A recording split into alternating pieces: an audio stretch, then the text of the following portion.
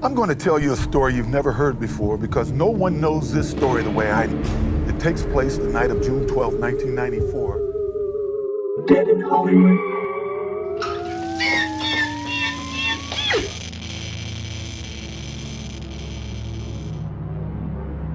Park in the alley. Yeah, in the hypothetical, in the alley.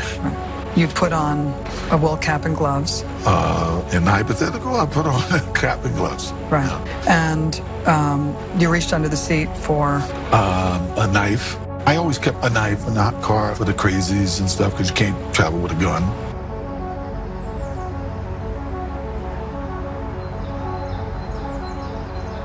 He's back. Please. Well, okay, what does he look like? He's OJ Simpson. I think you know his record. Could you just take me over here? Okay, what is he doing there? June 12, 1994 was a relatively quiet Sunday in the Los Angeles neighborhood of Brentwood. The most memorable event of that day wouldn't happen until that evening when the bodies of Nicole Brown Simpson and Ronald Goldman were discovered. 5 days later, former football star Nicole's ex-husband, OJ Simpson, was charged with the killings. Who has been a fugitive from justice now almost 12 hours. After the murders, the Bronco chase, and the trials, everything changed. The way we watch the news, talk about race, and view celebrities. And America was never quite the same. And this is where it all happened. Back in 1994, Brentwood itself became a character in the OJ Simpson saga. Let's go behind the sign. It's been home to likes of Marilyn Monroe, Steve McQueen, and Jim Carrey. It's full of luxury shops and A-list brunch spots. This is Brentwood. Peaceful, tree-lined streets have been a respite for the rich and famous since early Hollywood days. Affluent professionals, political figures, and A-listers have made Brentwood their home and haven. It's low-key, but upscale.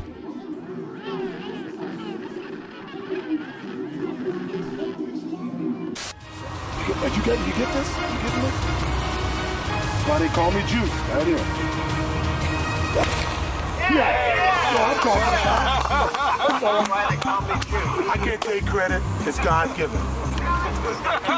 Can I kiss your hand? On the morning of June 12th, OJ Simpson played a round of golf here at the Riviera Country Club in Pacific Palisades. The Hall of Famer and his buddy, TV producer Craig Baumgarten, got into a fight, almost coming to blows on the second hole. But off the record, come on, you can level with me. Take care. On the right in a second, you'll see the Brentwood Country Mart where OJ would go and drink coffee and read the paper in the morning before going to play golf. Nicole spent the morning shopping for toys for her children, Sydney and Justin. She then went to a florist and bought flowers for Sydney's recital later that evening. The recital took place at Paul Revere Middle School. It'd be a family affair with Nicole's family and OJ both in attendance. Nicole shared custody of Sydney and Justin with her ex-husband, and it seemed to work. Justin. Everyone agrees that Nicole was a very good mom. At the time of their mother's death, Sydney was 8 and Justin was a few weeks shy of turning 6. This year my family is here joining me, and right now standing here is my son Justin Ryan. Say happy Thanksgiving. Happy Thanksgiving! Ron Goldman spent the morning playing softball here at Barrington Park. He would then drive the short distance home to change for work.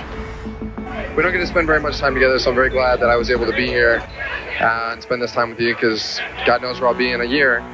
Nicole and Ron had less than 12 hours to live.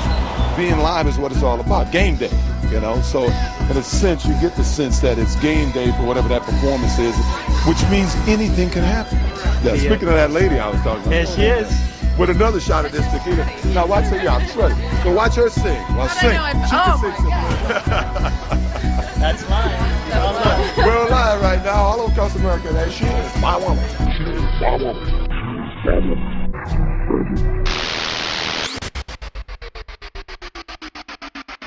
Hey everybody, I'm Adam. I'm a huge fan of the OJ Simpson murder trial, which I realize is a weird way to put it. I grew up in Brentwood, and I've been obsessed with the trial my entire life. Find out more about the OJ Tour by visiting theojtour.com. Thanks, and remember, don't squeeze the juice. I'm about to take the OJ Simpson tour with tour guide Adam Papagan in the same make and model of the white Bronco OJ owned at the time of the murder. Come on. Only one vehicle for a tour like this, a white Ford Bronco. Welcome to West LA, welcome to the 1990s. So I say that this tour is not about the how or the why, because you're probably already at least a little familiar with this story. I mean, it was on TV all day long as it was happening. This is literally the most publicized event in human history. Also, this time period, there's a ton of these celebrity scandal news stories. You have not only OJ, but you have Bill Clinton, Princess Diana, Hugh Grant, Eddie Murphy, the Menendez brothers, John Benet Ramsey, Mary Kay Letourneau, Anna Nicole Smith, Tonya Harding. The list goes on and on. And this is when news was going from something you report on to something you just sort of talk about all day to sell commercials. So this was just like the granddaddy of all those stories. We'll do a Q&A at the end if there's anything I don't cover, but if you've ever watched one of those documentaries and been like, wow, this is so crazy, well, you're in one now.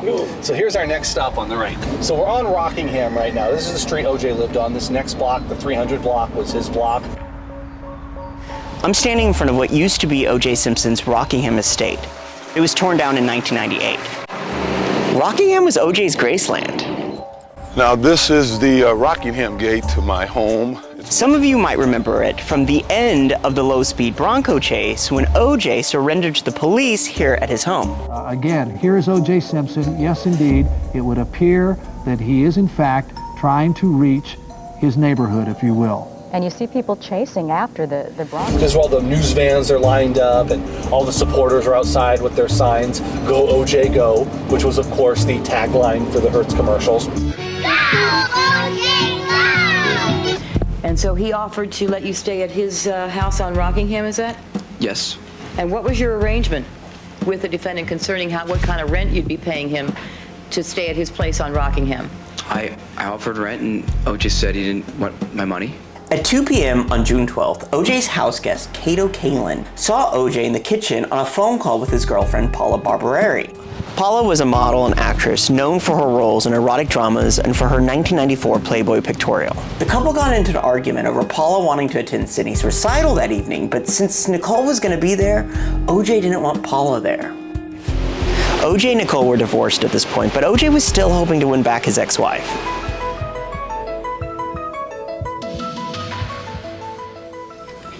I, OJ, take you, Nicole. I, OJ, take you to be my wedded wife. to be my wedded wife. And I do promise and covenant. And I do promise and covenant. Before God and these witnesses. Before God and these witnesses. To be your loving and faithful husband. To be your loving and faithful husband.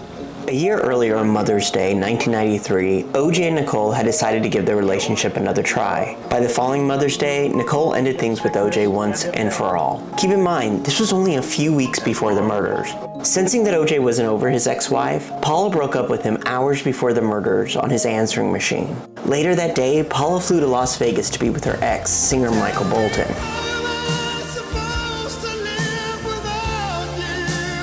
Yes, that Michael Bolton. And you know that must have driven OJ crazy. It might not seem like it now, but Michael Bolton had this hold over women in the 1990s. Paula ended up testifying at the civil trial that she had been frightened by OJ's temper.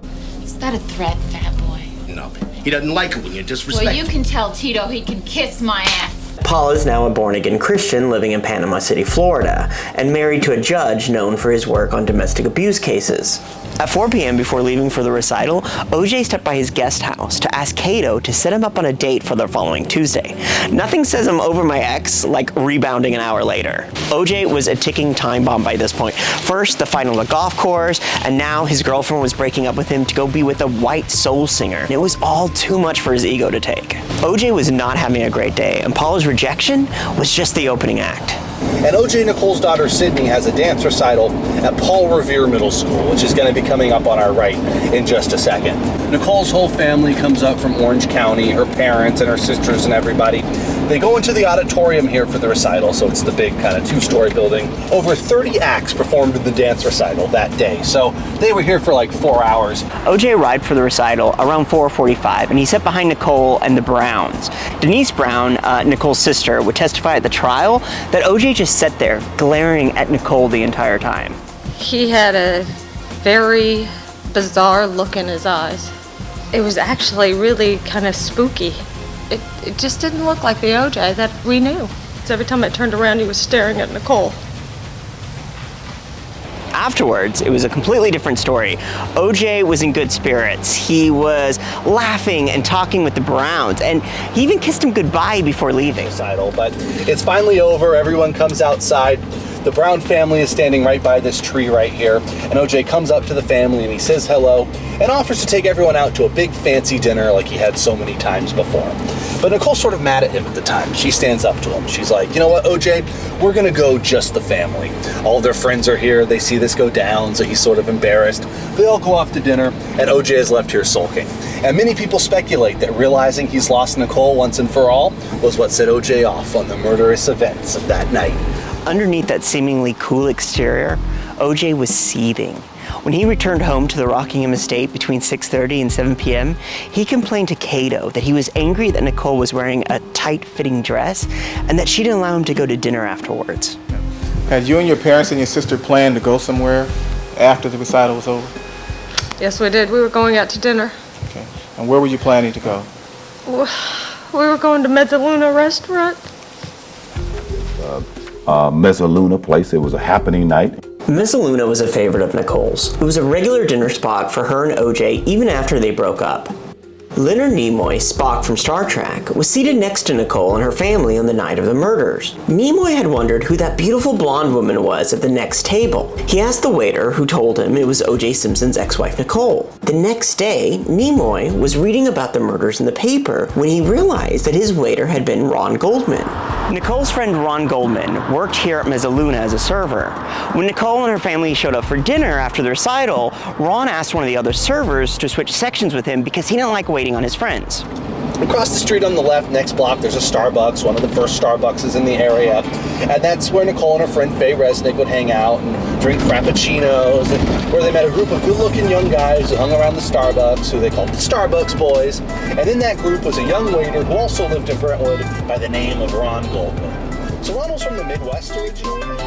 One of the forgotten victims in this tragedy, Ron Goldman. Is Ron Goldman, a 23-year-old tennis pro. Give him a big hand for coming down here. He did appear on the dating show Studs. Very creepy, because you only ever hear about Ron in this one context as a murder victim. But then in this clip, they're like, all right, here's our next contestant, Ron Goldman. And you just like shiver when you see it. One of the other contestants compares him to Pauly Shore. Uh-oh. No, come on. Say it right. Got a date with Pauly Shore. He ends up winning the date with the girl on the show. They kiss when the credits are rolling. A little forward by today's standards, but you just get the impression from this clip that this is just some guy. Like some random guy living in West LA, going on reality shows. Ron grew up in Buffalo Grove, Illinois, a suburb of Chicago. His father, Fred Goldman, raised him and his sister as a single parent. Ron dropped out of college after a year and moved to Los Angeles, where his family had relocated. He took a number of odd jobs as he tried to find himself. He worked as a tennis instructor and a waiter. His friends remember Ron as the life of the party. His playful nature is captured in this innocent game of truth or dare. I love Mezzaluna closed its doors in July of 1997. It was a Pete's Coffee for a while, and now it's a lamp store. Nicole's last meal was the rigatoni, which you can still order at the last surviving Mezzaluna, which is in New York City. What did you do after dinner was over? We kissed each other goodbye. The last thing I told her was that I loved her. After dinner, Nicole took the kids to get ice cream here at Ben & Jerry's, which is now a Fresh Brothers. At the same time Nicole was at Ben & Jerry's, OJ was at this McDonald's with Cato. You invited yourself to go with him? Yes. And what was his response to that? Sure. You seem real excited to have you come? Sustained. Wouldn't you? So OJ Simpson and Cato Kalin took OJ's Bentley through this drive-thru at 9:25 p.m. and Cato paid for their meal because OJ only had $100 bills on him, and OJ though ended up pocketing the change. He had a late night flight to Chicago later that evening and needed the change to tip the sky cap. Why can I do that? Okay, so he could tip the sky cap. Damn it, and he needed the change to tip the fucking sky cap. I think OJ wanted to use McDonald's as his alibi because of the timestamp that would be on the receipt when he got his meal. Somehow I heard there's no alibi. I said, I never have an alibi. When has Cato ever known In the 5 or 6 months that he lived here, I guess Cato could tell you maybe twice he saw me after 8:30.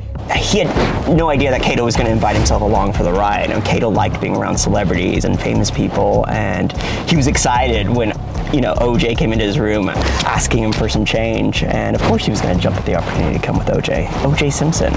We have to remember, OJ Simpson, like men of a certain age, really means a lot to them. Oh, there's OJ! There's OJ! What the fuck do you think we're talking about, Mark? Back in the day, it was unusual for white men to worship a black man, but OJ made it easy for white people to like him. He used to tell his friends, "I'm not black, I'm OJ." Do you have change for 100? Yeah. Change for 100? The alibi falls apart.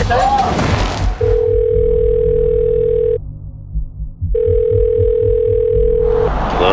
At 9:45, Nicole made a phone call to Mezzaluna and spoke with Ron. You make a good impression on the phone with a woman? I guess so. I don't like to talk a lot on the phone, so I'm kind of blunt to the point. Let's get it going. Her mother had accidentally left her glasses behind. The gold rimmed glasses were found in front of the restaurant in the gutter right around here. Ron happily agreed to bring the glasses to Nicole and pop them in an envelope before leaving Mezzaluna. It was an act that would cost Ron Goldman his life. The glasses would ultimately be discovered still in the envelope next to Ron's body. But this was the building right here on the right, Ron's apartment building. It was unit 3, so it was around the side. But if you look at this front unit here, you can see mismatched furniture, no art on the wall, total bachelor pad, right? That's what I'm sure the vibe of Ron's apartment would have been like. He didn't have a lot of money because he just lived alone. He didn't own a car because he could just walk to work. But at the time of the murders, he was borrowing a car from a friend of his who was out of town. It was a green Geo Metro. It was parked right here where this Lexus is. So before going over to Nicole's, Ron came back to his apartment here to change and freshen up. It's up for debate on whether or not Nicole and Ron were just friends or if there was something more going on. The first police officer to arrive at Nicole's condo noticed that there were candles lit in the bedroom, the bathtub was full, the TV was on, and the kids were asleep. It seemed like maybe he wasn't just dropping off the sunglasses. A few times Ron was seen driving Nicole's white Ferrari up and down San Vicente. So even if they weren't together officially, how many white Ferraris are there out there? And in fact, the type of Ferrari Nicole had, only 7 were made in the color white ever, the entire time it was in production. So I'm sure that information got back to OJ. Hey Juice, I saw that waiter driving your girl's car again. What's up with that? But Ron headed off to Nicole's a little after 10 p.m. Nicole's condo was only 6 blocks from Ron's. At best, a 5-minute drive through Brentwood's palm tree-lined streets. How could Ron have possibly guessed that his simple act of kindness would backfire so spectacularly that it would result in his gruesome death at the age of 25? By this point in the drive, Ron had minutes to live.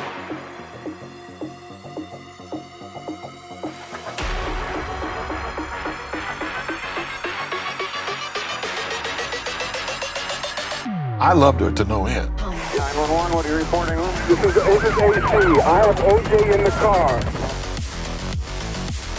I don't want to stay on the line. You're going to beat the shit. Wait a minute, wait, just stay. That's why I'm not singing tonight.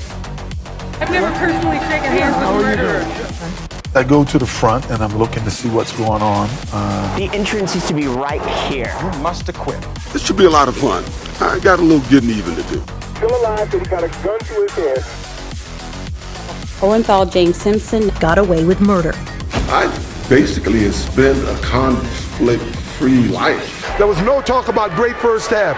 And that is the realm of monsters, of El Descuartizado, the quartered man. Trying to finish dinner so I can get home and watch the second installment.